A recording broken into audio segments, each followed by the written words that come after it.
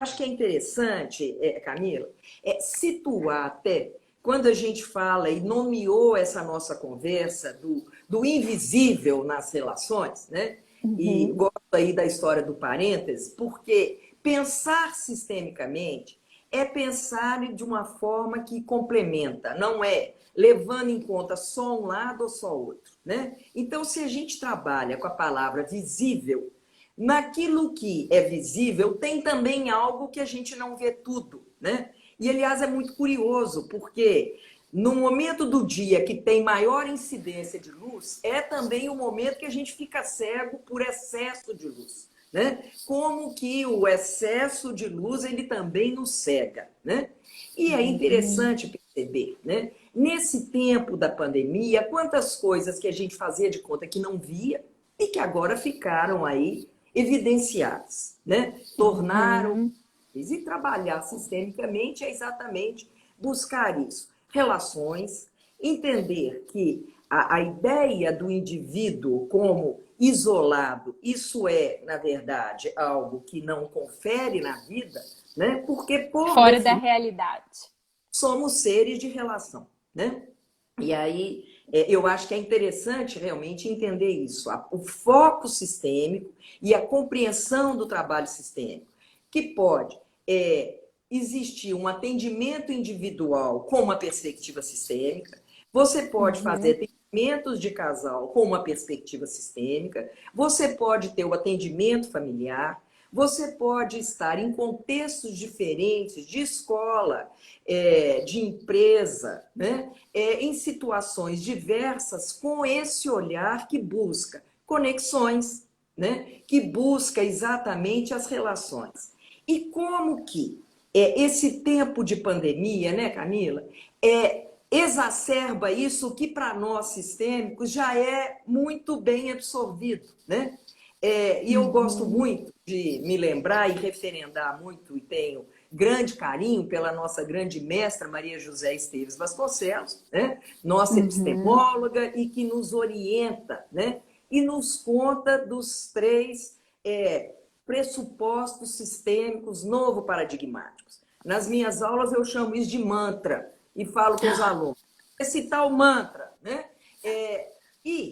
Como que esses pressupostos, que não são apenas balizamento teórico, mas que servem para a gente compreender fenômenos vivos e que, especialmente nesse momento, eles estão mais do que manifestos, né? Então, o primeiro pressuposto, né? E dentro das relações. O mundo ele não é simples e ele não é explicado de uma forma linear, de uma forma de causa e efeito. Né? Nós falamos de complexidade, nós falamos que um fenômeno ele tem várias questões. Né? Se a gente tinha uma visão clássica de entender, por exemplo, o menino que vai mal na escola, o problema é do menino. É o menino que não vai mal na escola, né?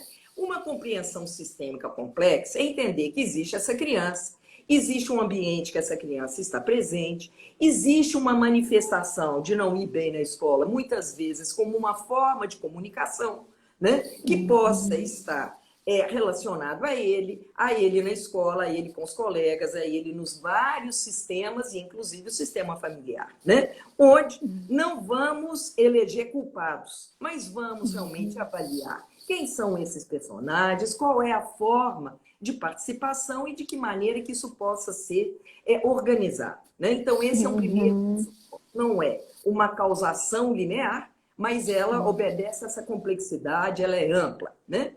Um É a segundo, questão aí da alimentação, né, Gláucia? Porque assim, um vai alimentando o comportamento do outro, né? E a nossa tendência aí é uma tendência muito cartesiana, né? Muito linear. O que causou isso e qual que é a consequência disso, né? E aí eu acho que chega nesse momento de pandemia, isso está indo um pouco por água abaixo, né? Porque a gente tem várias coisas acontecendo e uma coisa alimentando a outra, né? É saúde, economia, é política. né? E é exatamente, quer dizer, isso para a gente, quando eu digo que essa forma de perceber sistemicamente, onde nós estamos falando então, com essa ideia do conjunto, com a ideia das conexões e das relações, nós vamos entender isso. Observar esse fenômeno apenas pelo lado da economia é um problema. Observar o mesmo fenômeno considerando apenas a questão da saúde, né, ou dessa proteção aí, também é um grande problema. E a questão não é um ou outro, é um com outro, né? E essa é a complexidade. Algumas vezes, né, Camila, a palavra complexidade ela é compreendida ou até distorcida como complicado. E não quer dizer complicado, né? Complexo é aquilo que abraça, que ele acolhe, que ele inclui, né? Então, nós precisamos realmente de entender aí todos os fatores. O segundo elemento que eu acho que é importante do nosso mantra, que eu tanto chamo a atenção como pressuposto sistêmico novo, paradigmático, segundo, então, a nossa mestra, Maria José Esteves Vasconcelos, é a questão da imprevisibilidade. O mundo é instável, né? Então, se hoje a gente se depara, não, mas como é que vai ser amanhã? Olha, a gente tinha algumas referências, nenhuma garantia, né? Nenhuma, né? Combinamos aqui o nosso encontro até aconteceu até rapidinho demais, graças a Deus, né? Mas podia, né? Podia também, né? Então, existem aí essas questões de que existem combinados. Por muito tempo, a gente se orientou para a ideia de que a gente controlava, que a gente dominava, que a gente sabia, né? E requer de nós, no mínimo, uma condição de humildade para dizer isso. Olha, nós podemos fazer planejamentos e merece ser feito, mas não temos garantia. Mas podemos dar algumas bases de segurança, né? Esse é o segundo. E o terceiro, que mais uma vez esse momento exacerba, é a questão de que não existe neutralidade. Não existe objetividade, mas existe intersubjetividade, né? Então, estamos todos afetados, estamos todos impactados. E isso hoje, especialmente para nós psicólogos, né, Carlinhos? Não é vergonha dizer, olha, a minha vida mudou. A sua mudou? Eu nunca imaginava que eu ia fazer atendimentos online, participar de live. Isso tudo está sendo novo para mim. E a velocidade disso e a capacidade realmente de ajustar, né? Então, diante desse tripé, né, e que a gente chama, então, dessas premissas básicas de compreensão sistêmica, a gente vai compreendendo aí os processos vivos que, como a gente está dizendo, que se manifestam em contextos os mais variados, né? Então, por aí as relações visíveis e invisíveis também se constituem, né? E foi muito através disso, né, Gláucia, a gente conversando para poder iniciar essa primeira live aí da ATF, né? Eu conversando com você e eu falei assim, Gláucia, a minha ideia é para a gente falar de relacionamentos afetivos, né? E aí, como que tá, né? Como que você vê isso? A gente tem um vírus, né? Que nos fez parar, né? Que é completamente invisível, né? Aí a gente precisa exercitar a imprevisibilidade, né? A instabilidade, né? E mesmo invisível, né? Qual que é a minha relação com ele? Porque como que eu posso contribuir ou não, até socialmente, para propagação disso, né? E aí é o que a gente está mais vendo sobre as formas de higienização, de proteção, né? E como que fica, além disso tudo, todas as nossas relações, né? E a gente da psicologia, a gente fala muito isso, né, nas relações de comunicação não verbal, né? Aquela que não é dita. A gente fala as formas de comunicação. O silêncio é uma comunicação, né? A não comunicação já é uma comunicação.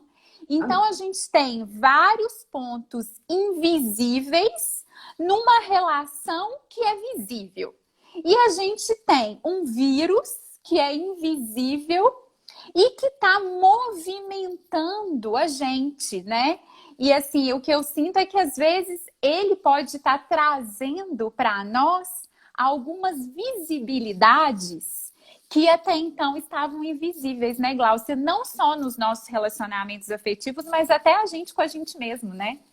Sem dúvida. E aí eu acho muito curioso, porque se a gente pensa em vírus, né, e onde que a humanidade foi exposta, é a questão do ebola e até a questão da AIDS. E aí eu faço algum paralelo curioso, né? Se para o fenômeno AIDS, uma das recomendações era o preservativo, era a camisinha, ela ficava invisível, supostamente, né? Hoje, Uhum, a nossa preservação, ela está na cara, é a máscara, né? É visível, uhum, né? Então, da uhum, camisinha, daquilo que estava então escondido, né? Agora foi uhum, para cima, agora é para cara, né? É para ficar uhum, cara, né? E aí, uhum, eu acho que é muito interessante a gente avaliar, né? As várias possibilidades de relacionamento diante disso, né? E é muito interessante uma definição até de sensibilidade, entendendo que a sensibilidade é a capacidade de você perceber o óbvio e também sentir o sutil. E isso nas uhum. relações e nas comunicações são aspectos muito curiosos, né? Como que é delicado eu comunicar com alguém partindo do pressuposto que algo eu estou dizendo é óbvio para mim e que como que o outro não entende aquilo que é óbvio para mim, né? E nós Aham. precisamos de tornar visível, tornar bem claro aquilo que a gente pressupõe que para a gente está muito claro e que para o outro não está. Não é por burrice, não é por falta de boa vontade, não é por desinteresse, mas é porque estamos ocupando momentos, espaços, condições diferentes, né? Então, isso nas relações, isso é essencial, né? Uhum. Considerando agora, né, Camila, especialmente relações que a gente lamenta, que não pode dar o abraço no outro, que está distante e tal. Mas tem um pessoalzinho que a gente, existem as pessoas que estão realmente, que moram sozinhas, mas existem famílias que estão se organizando de uma maneira que nunca tiveram tanto tempo juntos, né?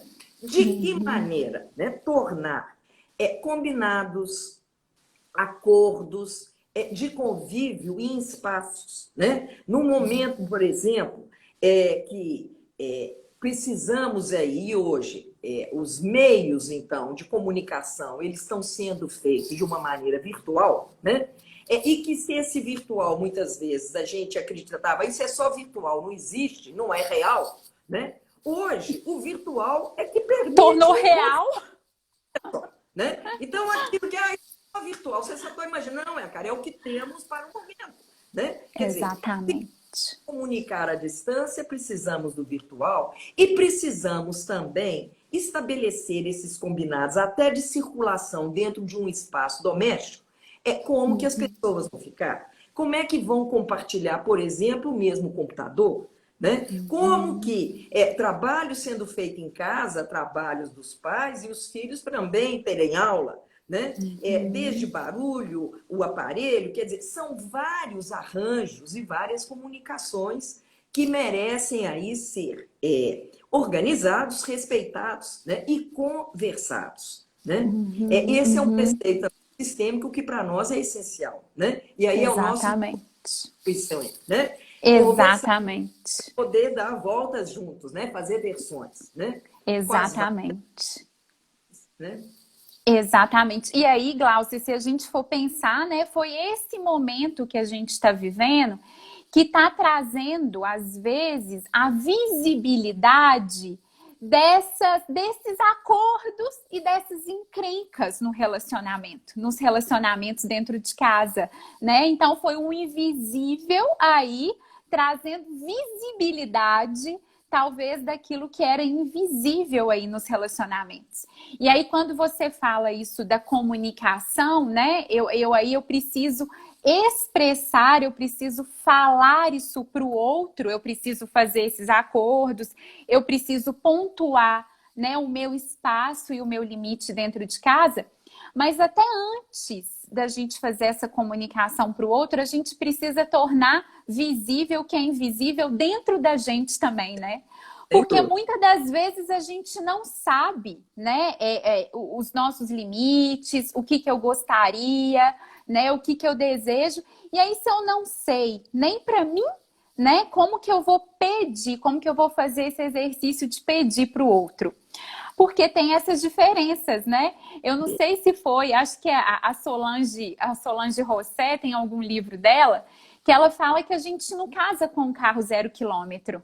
A Claro, gente casa com um carro rodado, sem né? dúvida. E cada um na sua quilometragem. E negociar isso é uma coisa que está muito visível nesse momento e que a gente está precisando exercitar. Cecília Caran, querida, está aqui, minha prima do coração, dizendo: eu te conheço como legítimo ser em meu espaço de convivência. É o nosso. Maturana. E aí, dentro do visível e invisível, eu queria chamar a atenção para duas qualidades de invisível. Existe uma qualidade invisível que eu chamo de segredo, de altíssima toxicidade. E existe uma qualidade de invisível que é o mistério. E com uma perspectiva muito grande. E eu acho que é legal, né, Camila, a gente fazer essa distinção, né? Porque na história do segredo, e aí quando você fala até do visível com a gente, as nossas encrencas pessoais, de modo geral, e eu gosto de brincar com as palavrinhas, você conhece, como virou minha marca, né? Que algumas distraições que a gente faz conosco é de nem admitir, né? E fazer segredo até das nossas vulnerabilidades, né? E algumas vezes Exatamente. põe essa vulnerabilidade, eu falo que o outro é que é chato, que o outro é que é, né? E eu faço, então, uma atitude acusatória ao outro, né? E blindo e faço esse primeiro segredo até comigo mesmo, né? Então, esse tempo que eu, desde o início, fiquei muito incomodada com a palavra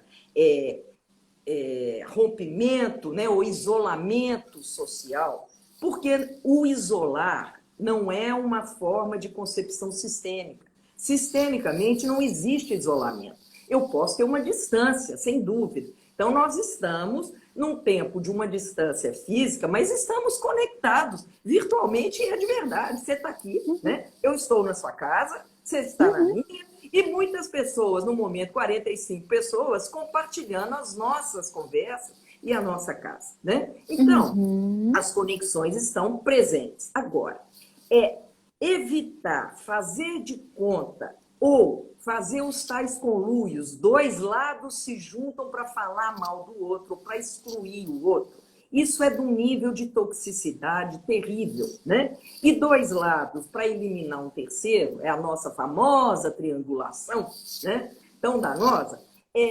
Ela pode ser duas pessoas, pode ser 4 e 1, não importa, né? Mas alguma forma em que dois lados se conectam para buscar essa exclusão, em nome de um segredo, né?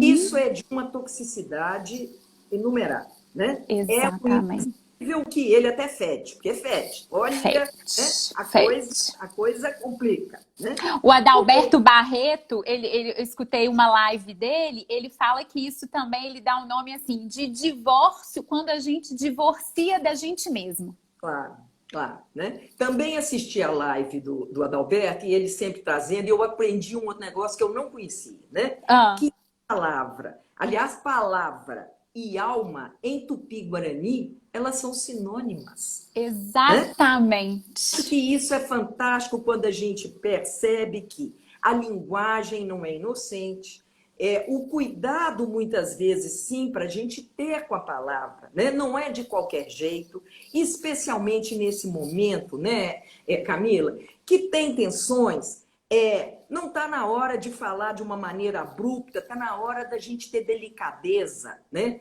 na forma de falar. Mas eu quero ainda lembrar, então, de um outro invisível, que para mim é um alargamento de alma, diferente do segredo, que é o mistério, né? E o mistério que nos remete, então, ao aspecto até da espiritualidade. E é muito curioso isso. Há 22 anos, e precisamente 22 anos, eu estava preparando um trabalho para apresentar num congresso e tomada aí por uma série de questões e tal, e eu quis, então, introduzir o tema da espiritualidade num congresso para psicólogos, né? E isso, a princípio, as pessoas, e para quem eu mostrava a ideia e a proposta do trabalho, isso era quase algo muito desrespeitoso. Como que na academia você pode falar de espiritualidade, né? Ciência e espiritualidade. Né? Não pode. É como, de novo, nesse mundo de incompatibilidade, nesse mundo, então, de dissociação, né? Exatamente. O que o raciocínio sistêmico vem trazendo para nós é exatamente, né, entender que ter respeito a esse invisível, e aí é lembrar do nosso Guimarães Rosa, que a gente não vai poder, né, deixar de falar nele. Não mesmo. Aquilo que a gente não vê tem o poder de ter força demais em determinadas situações, né? E a gente precisa de entender isso, né? Quer dizer, falando, você chama atenção para a comunicação verbal. Nesse tempo nosso de estarmos mascarados, né? Ontem eu comentava isso, que foi uma coisa que me impactou, que eu vi numa reportagem no jornal, na televisão, em função das máscaras, e como é que os surdos faziam. E as máscaras para os surdos estão sendo feitas com visor. Olha que coisa genial. A transparente, né? Que eles conseguirem fazer a leitura labial. Labial, né? Quer dizer, então, olha que coisa bacana, né? Quer dizer, então, a questão dos olhos, né? O olho que comunica, a forma como a gente fala, isso é o espírito do todo. Porque o todo sempre será maior que a soma das partes. Porque é o espírito do todo. Não é tudo, mas é o todo. Né? Isso, a complexidade é exatamente se abrir para esse todo. Certamente inalcançável. A gente vai até um tanto do todo e saber. E até ter humildade, né, Camila? Que por mais que a gente se dedique, por mais que a gente estude, nós não sabemos tudo. Porque o todo ele se desdobra continuamente. Né? Exatamente. Então, entender esse aspecto do mistério, a vida é mistério, a vida é misteriosa. Você imagina se alguém em dezembro te contasse do que seria o seu dia 21 de maio de 2020? Você ficou doido, você ficou maluco. Né? E se falasse de um vírus que ia parar o mundo, de onde que você tirou isso? Maluco. Né? Quer dizer, e é claro que nós estamos sendo apresentados realmente a uma maluquice de uma grandiosidade que realmente é muito novo. Nós nunca estivemos, o mundo todo, né? Porque não é o seu mundo, é o mundo, né? Mas é um convite, mais uma vez, né? Adotando o referencial sistêmico de que podemos trabalhar nessa nova conjuntura que está aí presente, um jeito novo de se colocar. Né? Somos convidados a ter um jeito novo de colocar. E isso é mistério também. Né? E aí, tem uma colinha aqui que eu fiz, que olha só, quem é que eu quero citar? Imagina só, o mistério da vida me causa a mais forte emoção. Suscita em mim a beleza e a verdade, a arte e ciência. Quem não se espanta e nem se surpreende é morto-vivo e fica cego. Sabe quem que é essa? Do Einstein. Não. Einstein. Olha só, olha só. Coisa só. Então, eu quero chamar a atenção. Porque se estamos falando da invisibilidade do visível, se cegar para o mistério é perder vitalidade. É a gente querer vestir uma capa de uma arrogância humilhada ou de uma humilhação arrogante, porque a vida é muito maior do que a gente pode pensar. Né? Exatamente. Então, abrir para essas conexões, né? E aí, em termos até de relação de casal, é muito curioso. Eu me lembro que eu estava atendendo uma moça e ela chegou um dia e falou assim: eu suspeito que o meu marido está me traindo. Eu falei, mas tá, né? Da onde? E ela disse: ele anda me dizendo tão insistentemente que me ama, de uma maneira tão insistente, que tem boi na linha. Não tá, tá esquisito. Tá esquisito, né? Então é muito curioso, porque aquilo que bandeirou demais, cuidado com aquilo que você exibe demais, porque você revela outras coisas, né? Sem saber que tá revelando. Pois você acredita que houve essa sensibilidade, e mais uma vez isso, né? A capacidade de lidar com coisas práticas, com situações que estão ali demonstráveis, mas também sentir o sutil. E a sutileza, que a princípio, porque olha, não é bacana ter um marido que fale, eu te amo, eu te amo, eu te amo, eu te amo, mas o excesso manifestou para ela algo que acendeu a luz, pois foi por aí. E não é que ela tinha razão, né? Ela Então, tinha razão. né?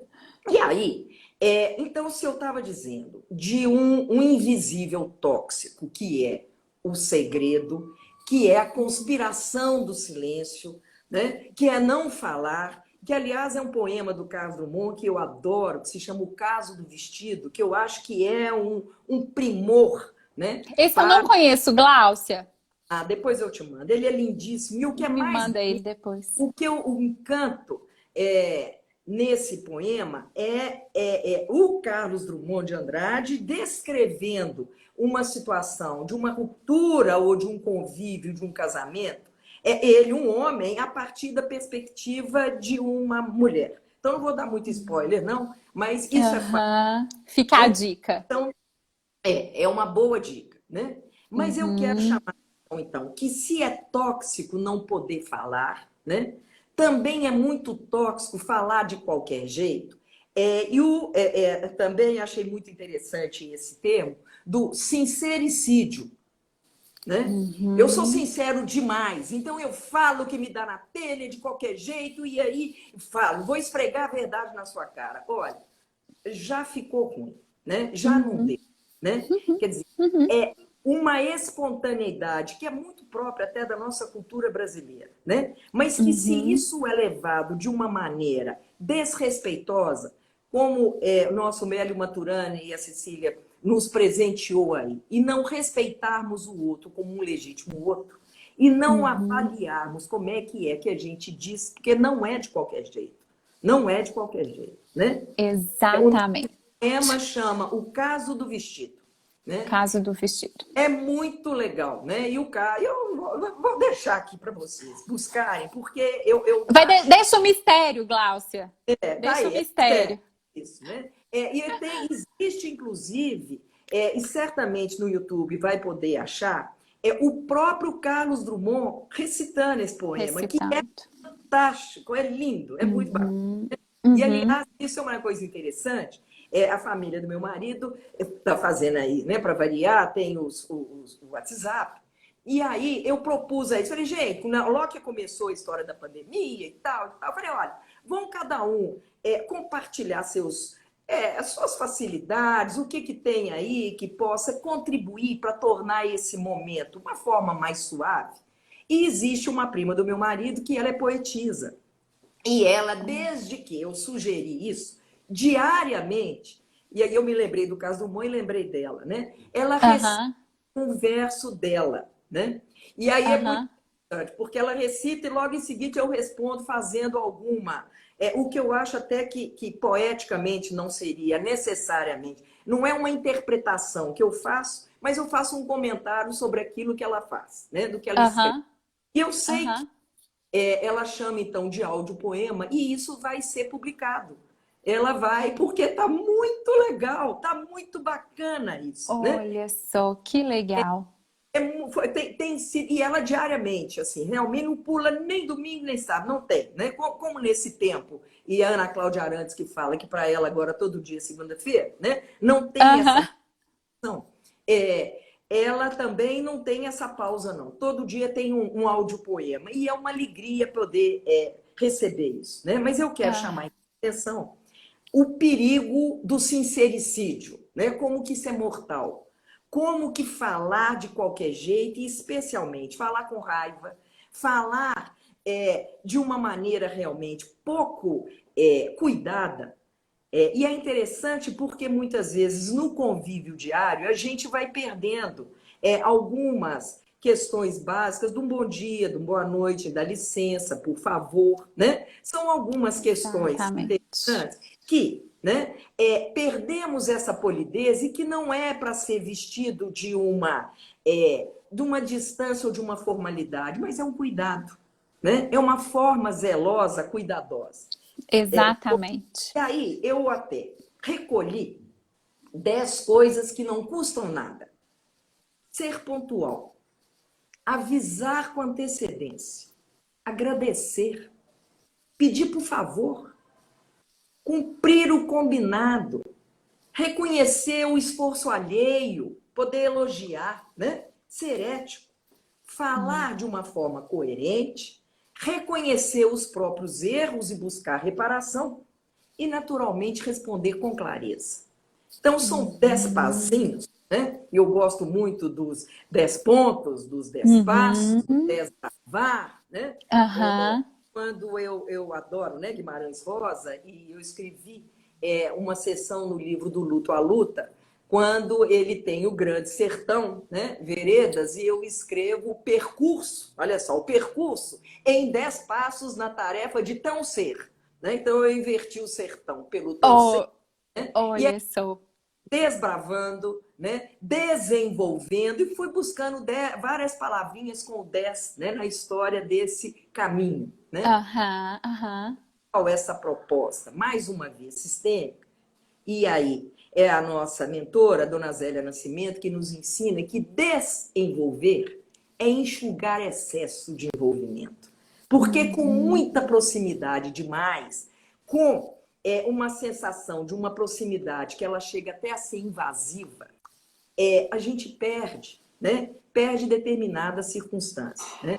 Eu me lembro de uma situação também, de um casal que eu atendi há muitos anos, e eles tinham chegado no consultório excitados e tal, que eles estavam vindo do escritório do arquiteto, que eles estavam discutindo o projeto da casa nova.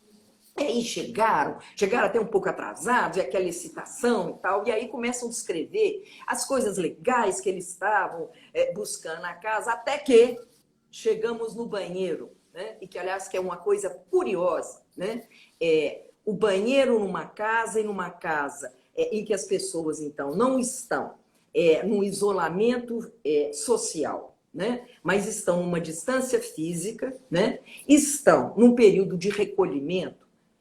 Quem é que limpa banheiro, né? Como é que é isso? Porque isso é uma faxina e que representa realmente tirar, né, os resíduos, né, e o desenvolvimento, Sujeira.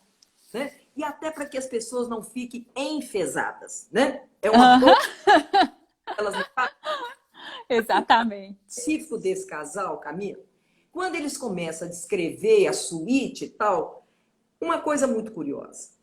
O casal, então, estava se propondo a colocar na suíte do casal 2 vasos sanitários para que pudessem ser utilizados simultaneamente um ao lado do outro, né?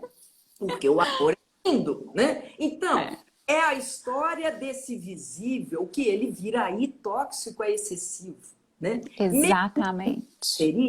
Precisa ter momento que é um momento que é íntimo, é com você. Evidentemente que poder compartilhar intimidade é uma coisa genial, né? Me lembro muito de Maria Helena Pereira Franco, aliás, me surpreendi quando eu estava aguardando aí a sua chamada e vendo as pessoas que estão seguindo a TF Minas. E a Maria Helena Pereira Franco, ela é uma das seguidoras da TF Minas, e eu fiquei muito feliz, né? Maria Helena, então, é uma professora da PUC São Paulo, é uma grande referência nos estudos de luto, e uma pessoa que eu tenho, então, um carinho muito grande por ela. Ela tive a oportunidade, agora em fevereiro, estava lá em São Paulo fazendo curso com ela, nesse trabalho que a gente está fazendo do nosso SOS emocional, que é a linha telefônica que recebe, né? Maria Helena, ela também está conosco nessa proposta e ela representa, junto com a Débora Genesini, a base de São Paulo, também na linha telefônica, além de grandes contribuições teóricas, né? E a Lelê, que me ensinou há muitos anos, e eu não esqueço, e eu recentemente ainda falei, Lelê, você me ensinou isso, eu não sei. E o professor tem essas coisas, né? Aluno chega pra gente e fala, não, aquilo que você falou, você até trempa, meu Deus do céu. O que eu falei? O que eu falei, né? E é Maturana, de novo, que nos diz isso, né, Camila? Você é absolutamente responsável por aquilo que você diz, mas você é completamente isento por aquilo que o outro ouve, né? Exatamente. Então, conta, né, que o superlativo de próximo é íntimo. E eu acho isso uma coisa muito legal, né? E a Exatamente. isso, que essa intimidade primeiro, e o outro mais pertinho da gente, somos nós mesmos. Se nós não nos respeitarmos, se nós não entendermos isso, os nossos limites, né? Se nós não tivermos essa clareza de poder expressar o nosso limite ao outro, nós vamos começar daqui, principiando a fazer confusão, né? Então, Exatamente. não sou eu de uma maneira egoísta, mas muito pelo contrário, de uma forma ecossistêmica, que eu me situando, eu também me abro, compartilho e incluo o outro, né? Exatamente. É esse caminho. Moral da história. Glaucia, deixa eu te falar, eu queria te interromper, que eu queria falar sobre duas coisas sobre isso que você está falando aí, sobre o mistério, né? Eu quero voltar na questão do mistério, mas antes, quando você dá até esse exemplo desse casal aí, eu lembrei, às vezes você vai me ajudar de quem que é, quem tá falando, quem reproduziu aí essa metáfora foi o Karnal, mas aquela metáfora do porco-espinho. Eu esqueci de quem que é a metáfora do porco-espinho. O Karnal, ele faz uma releitura dela, né? E a metáfora do porco-espinho é o seguinte, né? Quando eles estão muito distantes, eles morrem de frio. Mas se eles aproximam demais também, eles vão se espetar. E aí não vai ser saudável, né? Então me lembra muito isso daí que você está falando, que é essa justa medida, né? A gente encontrar o equilíbrio para a gente conseguir primeiro identificar os nossos limites e depois a gente saber expressar isso para o outro, né? A Tereza aqui está falando que é uma fábula, né? Eu conheço como a fábula da Era Glacial. Eu não sei se teria um outro nome, né? Mas junto disso me veio também essa questão do mistério, Glaucia, tanto o mistério para a gente mesmo, né? Os nossos mistérios e os mistérios aí em relação ao outro. Eu acho que a nossa grande dificuldade é aí que a gente perde um pouco essa sensibilidade que você fala que o mistério traz, pelo medo. Né? O medo da gente perder o controle, o medo da gente lidar aí com o desconhecido, né? E aí, às vezes não, eu acredito que a gente precisa até para poder aproveitar desse mistério, aceitar esse medo também. O medo é uma emoção, né? Como todas as outras aí, ela é neurobiológica e ela é adaptativa. Ela é importante para a gente sentir esse medo, né? E às vezes a gente quer tornar esse medo invisível e aí a gente perde, né, as alegrias, por exemplo, os prazeres e as gostosuras desse mistério. Sem dúvida. Sem né? dúvida. Eu acho que você coloca, quando você fala do desconhecido, né? E aí eu, com o meu mantra, mais uma vez, dos pressupostos sistêmicos, quer dizer, se a gente está falando de imprevisibilidade, nós não temos controle, nós não temos garantia, né? Nós não temos certeza, né? E é interessante porque a certeza ainda vem com sobrenome, né? Você tem certeza disso? Tenho. Certeza de quê? Qual que é o sobrenome da certeza? Absoluto. Olha, você reza a alma. Reza a alma, que aí ferrou, né? Exatamente. Nós precisamos realmente, e eu vejo que reconhecer mistério requer uma atitude de humildade, porque não vamos saber tudo, é a história do todo, que é inesgotável, né? E é com medo, né, Gláucia? Que é o que o Cortella fala, né? Não é ausência de coragem, é o que a gente vai fazer com isso. Exatamente, né? E aí é isso, né? Quer dizer, o que é o lado funcional? Porque existe um medo aterrorizante, um medo excessivo, né? Que não paralisa? Que a paralisa, né?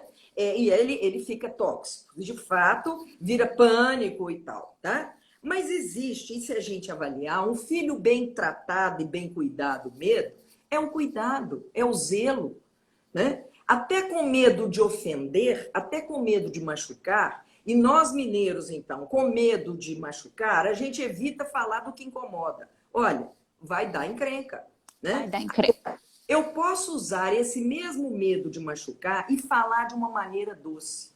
E pedir licença para falar, olha, isso não tá legal para mim, vamos arrumar, né? Porque aquilo que eu estou engolindo, e aí o nosso Adalberto tanto fala, né? Aquilo que a boca não fala, o corpo cala, berra, né? Ou a gente, e o corpo berra, onde a gente se implode, ou a gente explode, né? Porque um dia o copo entorna, né? E exatamente. Respeitosa à relação, né? Então, eu quero chamar a atenção, sim, que quantas vezes, e de novo, dentro de um paradigma que medo é ruim, eu ainda escuto isso. Aliás, eu escutei isso ontem. As emoções ruins, eu arrepio todos os cabelos. Emoções positivas e negativas. A raiva entra também, né? Raiva, tristeza, medo. Alegria, presta atenção. Porque uma alegria, de fato, desmedida, o problema não é a alegria, né? É claro que a mania é uma alegria estragada. Olha, qualquer coisa estragada. Você compra um caqui, né? Aliás, eu comprei outro dia um caqui. O caqui não amadurece de jeito nenhum, menino. O trem é mais duro do que qualquer coisa, né? Quer dizer, você compra uma roupa que estraga, né? Você compra uma roupa estampada e joga nela, em tempos de pandemia, água sanitária, né? O que vai acontecer? Estragou. Quer dizer, não existe emoção ruim e boa, mas existe emoção estragada. Medo estragado vira pânico. Medo funcional vira cuidado, zelo. Quer dizer, não é para acabar, mas é para funcionalizar, né? E essa é uma expressão, né, Camila, que sistemicamente nós usamos, e hoje, quando um termo começa a ficar muito em uso, ele acaba também tendo distorção. Porque hoje tem alimentação funcional, tudo é funcional, né? Mas acho que muito mais do que ficar rotulando a doença, vamos buscar ajustar a funcionalidade. Porque o que pode funcionar para mim pode necessariamente não funcionar para você, né? O que funcionou para mim em janeiro certamente não funciona agora, porque também esse é um preceito sistêmico. Né? Exatamente. Vai em conta o contexto, a história, a energia, né? O momento, né? E que, exatamente. Pode terminar. Não, e aliás, até dizendo isso, estudos agora mostrando, né? O impacto da questão da pandemia e um impacto até no aspecto, sim, genético. Nós não falamos mais em genética, nós estamos falando em epigenética, né? Então, seres sendo gerados agora e que, de alguma maneira, estão também recebendo essas alterações da ambiência. Quer dizer, impossível, né? Não levar em conta o contexto, as interações, né? E as premissas básicas, também é o tripé, né? Exatamente. Assim, colocou da toxicidade, do segredo, quando dois se juntam para eliminar uma terceira, ou um jogo de eliminação, e a gente chama isso, então, de triangulação, né? Mas pensar sistemicamente, nós falamos dos 3 pressupostos sistêmicos, nós falamos de 3 opções sistêmicas diante de decisões que a gente possa tomar e o que é ampliar o espectro, né? Isso também está presente, né? Como também, né? Nessa questão que a gente está salientando, né? Entre relações, onde eu levo em conta o que eu quero, o que eu posso e o que eu devo fazer. Isso também é um tripé, né? Exatamente. Então, sistemicamente, ter a noção de 3, né? É muito legal. E aí vem o purismo com as palavras. Muito interessante quando as pessoas ainda dizem, não só diz a história da emoção ruim e boa, e não existe isso, não existe emoção. Tá? E o que elas vão a partir daí, né? O que se constrói. E uma vai construindo a outra, assim, com a outra, né, Glaucia? Porque se eu tenho medo, né? Se eu tenho medo de perder uma pessoa, é porque eu amo ela. E aí vai entrar o medo, vai entrar o amor, vai entrar o cuidado, né? Então a gente nunca também vem uma emoção só. E é o que a Marília disse também, né? Aqui, a questão é como que a gente vai... A emoção não tem como a gente controlar, porque ela é neurofísica, neurobiológica, mas o que que eu vou fazer com ela, né? E aí que você coloca esses extremos aí, um medo demais vira fobia, né? Uma tristeza demais vira depressão, mas o equilíbrio dela, né, é essencial, é adaptativo, né, aí no nosso processo de sobrevivência, né? Por outro lado, né, Camila, é um equilíbrio dinâmico, né? Dinâmico. Sistemicamente, nós estamos pensando em relações dinâmicas, né? Porque por muito tempo e de uma forma moderna, né, e não pós-moderna, a gente traduz equilíbrio por previsibilidade. A fulana é equilibrada, eu sei que é, né? Olha, dizer que eu sei como é, eu conheço, e ainda a gente restringe um pouco mais. Eu conheço o fulano igual a palma da minha mão. Coitadinho da pessoa, olha o tamanho que ele ficou, né? Eu brinco muitas vezes que o processo até psicoterápico, né? E isso também era um valor moderno, né? Vou fazer a psicoterapia que eu vou ser uma pessoa resolvida. Olha, meu filho, né? Nessa vida a gente não resolve, né? E o psicólogo que só pode trabalhar quando ele tiver resolvido com os problemas dele? Então, deve ser no cemitério. É um bom lugar. Deve estar resolvido. Ou não, sei lá. Né? Glaucia, nós estamos aí nos 5 minutinhos, tá? Só para poder te informar. Quero salientar isso. Diante, de novo, do pressuposto da instabilidade, querer nos reduzir e dizer eu me conheço e eu sei, esse foi um valor muito grande, o saber, né? Mas também o nosso velho e amigo Bateson vai nos contando do aprender a aprender e não do saber, que fixa, né? E digo que o processo psicoterápico não é um processo em que você conhece. Eu publiquei isso no Luto à Luta, quando eu digo que o processo psicoterápico é diminuir o autodesconhecimento. Mas a gente não esgota no conhecido, porque o desconhecido também está presente. Mas a gente vai se situando, né? E que, quando você chama atenção para as emoções e para o equilíbrio e aprender disso, me vem muito, e a questão até assim, fisiológica, hormonal, né? E a palavra, a meu ver, psicossomática, ela é absolutamente redundante, porque eu quero saber que emoção que não está inscrita no seu corpo, né? Está, né? Como é que a gente separa essa gavetinha? Então, falamos de corpo, né? A nossa mente gosta de desconsiderar o corpo, mas o corpo integra, né? E é o corpo-espírito, né? E eu quero voltar nisso. Se há 22 anos podia ser uma heresia falar de espiritualidade, ciência e espiritualidade, hoje, não se dissociam, né? Temos a bênção de Amit Goswami, que é um belo físico que faz o seu intercâmbio entre o MIT e a Índia, né? Então, acho que é bacana e nos autoriza a falar disso, né? Exatamente. Aqui, em Praga, situações nossas, né? Uma das grandes referências para mim, brasileira e amiga, é a Regina Liberato, que tem um trabalho belíssimo com espiritualidade, que Marília e eu até iríamos oferecer, né, o simpósio de espiritualidade, mas uma hora ele vem, ele está aí, né? Tá na nuvem, uma hora ele vem, né? Mas que em torno da questão das emoções, quer dizer, se a emoção nos impacta e ela nos impacta, agir de uma maneira intempestiva, impulsiva em emoção é de altíssima periculosidade. É hora de calma, é hora de relaxar, é hora de respirar para biodigerir. Nós precisamos de biodigerir. Porque alguém cego de raiva, né? Completamente constrito no seu medo, ele vai ter ações muito, certamente, pouco favoráveis, né? Não estaremos resolvidos, não estamos prontos nem acabados, graças a Deus. Perfeito é uma coisa que não existe, porque perfeição é algo que já está pronto. Morto, lá no cemitério também deve ter alguns. Então, talvez entender isso, né? As pessoas, elas não estão prontas, mas elas se constroem, se desconstroem e se reconstroem. E eu acho que esse é o tempo, mais uma vez, que para nós sistêmicos são, de novo, pilares, 3 aspectos. Glaucia, Então, eu vou só te falar uma coisa. Tá tão legal e as pessoas estão falando assim, já, mas agora vamos fazer o seguinte, se cair, a gente entra de novo para a gente poder finalizar.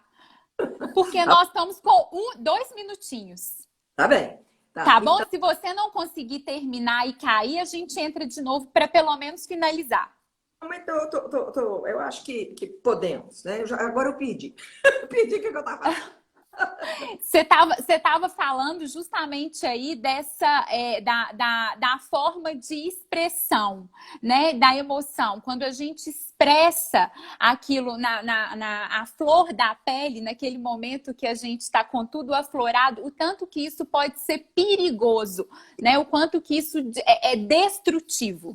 E nessa impulsividade, né? Então, assim, não vamos ser sãs, não vai crescer asa, mas que a gente possa ter essa pausa para respirar e biodigerir. Obrigada, Tereza lembrou os 3 pilares, né? Então, exatamente.